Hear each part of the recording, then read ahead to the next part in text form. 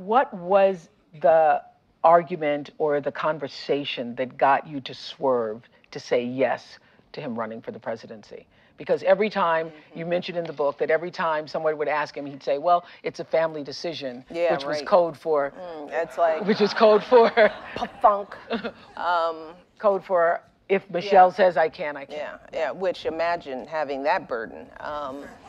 But what ultimately, every time he would run for something, and I talk about that question that would come, could he, should he, would he, that was, that happened when he wanted to run for state senate, and then he wanted to run for Congress, and then he was running for the US Senate. And I never wanted to be involved in politics. I had seen politics. I grew up in Chicago, rough and tumble politics, and I knew that Barack was a decent man, smart as all get out, but politics was ugly and nasty, and I didn't know that my husband's temperament would mesh with that, and I didn't want to see him in that environment.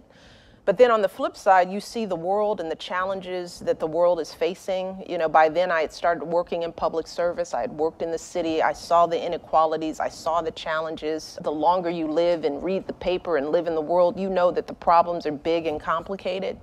And I thought, well, what person do I know who has the gifts that this man has? The gifts of decency first and foremost, of empathy second, of high intellectual ability.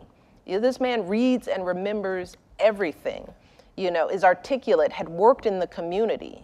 How do you say no to that? So I had to take off my wife hat and put on my citizen hat, as I've said, and say, how can I stand in the way if I know that this man could do good? Because the choice for him not to do it would help me and my girls. And that felt selfish and small. And I couldn't be the person that stopped it.